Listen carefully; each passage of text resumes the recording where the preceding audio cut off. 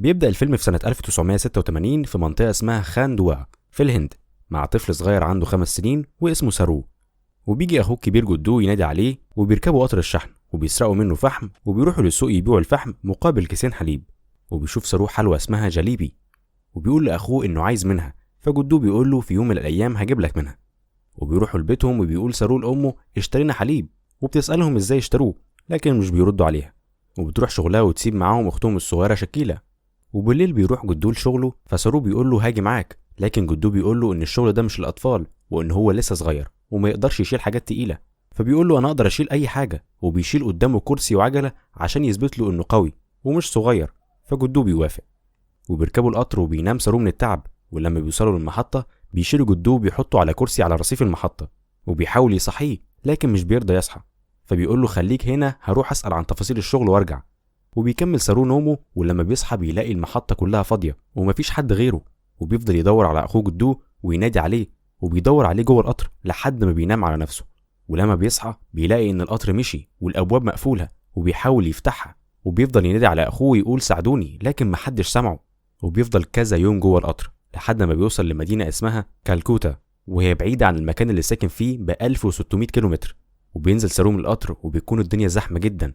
وبيفضل ينادي على امه واخوه وبيقول للناس انه تايه وعايز يروح جانستلاي. وبيقول لموظف التذاكر لكن مش بيكون فاهم منه حاجه لانه مش بيتكلم اللغه البنغاليه، والناس بتعامله بقسوه وبتبعده ومحدش بيساعده. وبيشوف سارو بنت صغيره مشرده وبيمشي وراها لحد ما بيوصل لنفق وبيلاقي هناك مجموعه من الاطفال كلهم نايمين على الارض. فبينام جنبهم على كرتونه اداها له طفل منهم. بيسعى سارو على مجموعه من الرجاله بتخطف الاطفال دي، وبيفضل يجري وبيهرب منهم لحد ما بيوصل لمعبد، وهناك بيصلي وبياخد من الأكل وبينام عند النهر. وبيفضل سارو يتجول في الشوارع وينام على رصيف لحد ما بتقابله ست اسمها نور، وبتعرف إنه تايه ومش عارف جه منين. وبتكون لطيفة معاه وبتاخده لبيتها وتأكله وتنضفه.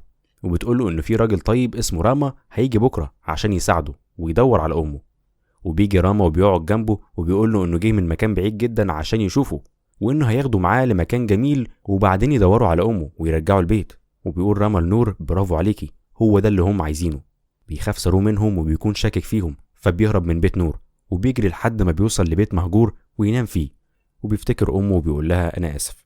وبعد شهرين من اليوم ده بيكون سارو اتبهدل في الشوارع وبياخد حاجات من الزباله وبيروح من مكان لمكان. وفي يوم بيقعد قدام مطعم وبيشوف راجل بياكل، فبيمسك معلقه ويقلده. وبيروح الراجل يتكلم معاه وياخده لاسم الشرطه، وبيقول للظابط انه مش بيتكلم اللغه البنغاليه، وبيسالوه عن اسم المقاطعه اللي هو منها، فبيقول لهم جانستلاي، لكن هما بيقولوا مفيش مكان بالاسم ده. وبيودوه لملجأ أطفال، وهناك بيتعرف سارو على بنت اسمها أميتا. والمكان ده بيكون قاسي على الأطفال، وفي طفل عنده حالة نفسية وبيأذي نفسه فبيعاقبوه وبيضربوه. وبتيجي الأستاذة سود وتقابل سارو وبتقول له إن وظيفتها ما تخليش أي طفل يكون هنا، وإنه المفروض يكون في مكان تاني. وبتقول له إنهم نشروا صورته في الجريدة واللي بيقراها ناس كتير جدا لكن محدش كلمهم. بيسألها سارو ولا حتى أمي ولا أخويا؟ فبتقول له لأ. وبتقول له إن ما ينفعش يفضل هنا، وإنهم لقوا عيلة في أستراليا عايزة تهتم بيه ويعيش معاهم. وبتوري له صورهم وصور البيت الجميل اللي هم عايشين فيه. وبيوري سارو الصورة لصديقته أميتا، فبتقول له إن أستراليا حلوة وإنه هيعيش في بيت جميل. وبتعلم الأستاذة سود الأطفال اللي هيسافروا إزاي ياكلوا ويقولوا كلمات بالإنجليزي. بيسافر سارو لأستراليا وبيقابل الأسرة اللي اتبنته، وبيتعرف على أمه واللي اسمها سو وأبو جون، وبيكونوا مبسوطين قوي بيه وبيعرفوه على البيت وبيحبوه لأنه لطيف. وبتتكلم سو معاه وبتقول له انت جيت من مكان بعيد جدا وانا متأكدة ان ده ما كانش سهل، لكن في يوم هتحكي لي كل حاجة وهعرف انت مين وكل حاجة عنك. وبعد سنة بيتبنوا طفل تاني اسمه مانتوش، وبيكون بيعاني من حالة نفسية وبيجيله نوبات صرع وبيأذي نفسه، لكن بيقدر جون يحتويه ويحضنه. وبتكون سو حزينة وبتبكي، فبيروح سارو يمسح دموعها ويحضنها. وبنشوفهم بعد 20 سنة وبيكون سارو كبر ونجح في حياته، وبيقرر يسافر عشان يدرس إدارة الفنادق. وسو وجون بيدعموه دايما وبيحبوه، لكن بيكون في مشاكل بتواجههم بسبب مانتوش لأنه بعيد عنهم ومش بيجيلهم. وبيروح سارو لأخوه مانتوش وبيطلب منه إنه ما يعملش مشاكل وهو مسافر لأن أمه مش بتكون سعيدة بسبب اللي بيعمله. بيسافر سارو لمدينة ميلبورن سنة 2008، وهناك بيتعرف على زمايل وعلى بنت اسمها لوسي وبيحبوا بعض، وبيكونوا كلهم مع بعض وبياكلوا أكل هندي. وبيشوف سارو حلوى الجليبي وبيفتكر أخوه جدو، وبيحكي لأصدقائه إنه من الهند وتاه وهو صغير، وإن الأسرة دي اتبنته وبيحاولوا يساعدوه يلاقي أهله، لكن هو بيقول إن مفيش مكان اسمه جانستلاي. وبيقول له صديقه إنه أكيد فاكر أي حاجة أو أي علامة، فبيقول له انه فاكر ان المحطة اللي كان نايم عليها كان فيها خزان كبير لمية الامطار، وبتقول له صديقته ان في برنامج جديد اسمه جوجل ايرث يقدر يدور فيه على اي مكان، وبيدور فعلا لكن مش بيوصل لحاجة. وبعد سنتين تقريبا بيرجع تاني لأهله، وبتتعرف حبيبته لوسي عليهم، وبتكون عايزاه يقول لهم انه بيدور على اهله لكن هو رافض يقول. وبيجي مانتوش اخوه على العشاء وبيتخانقوا بسبب انه بيسخر من سارو وبيتريق عليه. فسارو بيقول له انت ليه هنا وانت مش اخويا واحنا مختلفين، وبيتعصب مانتوش وبيبدأ يضرب نفسه.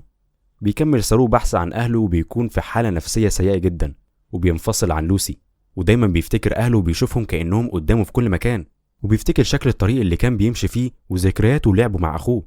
وبيكون عايش بعيد عن اهله ولوحده، وبيروح له ابوه جون البيت وبيقول له انهم ما يعرفوش حاجة عن مانتوش، وان امه تعبانة ومحتاجاله، وانهم عرفوا انه ساب شغله وقلقانين عليه. وفي يوم سارو بيقابل لوسي صدفة بعد ما رجع من نيويورك، وبيتكلموا وبيقول لها انه بيتخيل دايما امه الحقيقية وانه رجع. وبتقوله لوسي انها شافت امه سو وانها مش كويسة ومحتاجاله. وبيفتكر سارو هو صغير لما كان راجع البيت وخبطه موتوسيكل واتعور في دماغه، وامه زعقت لاخوه لانه اهمله وما خدش باله منه. بيروح سارو يزور امه وبيتكلم معاها وبيقول لها اسف لانك ما قدرتيش تخلفي اطفال، واتبنتينا واحنا ما كناش صفحة بيضة لان كان لينا ماضي، وانت اتبنيتي ماضينا كمان مش احنا بس. فبتقول له انهم اختاروا ما يخلفوش اطفال وانهم يتبنوا، وانهم اختاروه هو واخوه لانهم كانوا شايفين ان العالم فيه ناس كتير بما يكفي، وانك لما بتتبنى طفل بيعاني وتديله فرصة فدي حاجة كويسة. وكانت فاكرة انها هتحافظ على العيلة دي ويفضلوا دايما مع بعض، لكن دلوقتي هي فقدت السيطرة ومش عارفة ايه اللي بيحصل، وان هو بعد عنها وهي محتاجاله. بيروح سارو لاخوه مانتوش وبيعتذر له عن الكلام اللي قاله، وبيكمل بحث عن المكان اللي كان عايش فيه، ويفتكر شكل الطريق والبيت. وبعد ما بيكون يأس فجأة بيلاقي على الخريطة منطقة الصخور اللي كان بيروحها مع أمه، وبيدور على الخريطة لحد ما بيوصل للمكان، وبيعرف إن المنطقة كان اسمها جانيش تالاي مش جانس تالاي، وإنه كان بينطقها غلط. بيروح سارو بيقول لهم إنه أخيرا لقى بيته، وبيقول لأمه إنه مش عايزها تحس إنه ناكر للجميل، فبتقول له إنها فرحانة إنه لقى بيته وبتتمنى إنه يلاقي أمه عشان تشوف قد إيه هو جميل. بيسافر سارو للهند عشان يدور على أهله، وبيوصل للنفق والغابة اللي كان بيمشي فيهم وهو صغير، وأخيرا بيلاقي البيت. ولما بيدخل بيلاقي متربي فيه أغنام، وبيسأل الست اللي كانت واقفة لكن مش بتكون فاهمة اللغة. وبيجي راجل بيعرف يتكلم إنجليزي وبيوريله سارو صورته وهو صغير، وبيقول له إنه كان عايش في البيت ده، وبيسأله عن أمه وأخوه أخته. والراجل بيقول له تعالى معايا، وبيوديه المكان وبيلاقي أمه، وبيكون مش مصدقة إنه رجع، وبيكون أهل القرية كلهم واقفين وفرحانين إنه رجع. وبيسألها عن أخوه جدو، لكن للأسف بيقولوا له إنه مات في اليوم اللي هو تاه فيه وخبطه قطر. وبيشوف أخته شكيلة بعد ما كبرت، وبيروح للأماكن اللي كان بيروحها دايما وهو صغير، بيفتكر أخوه.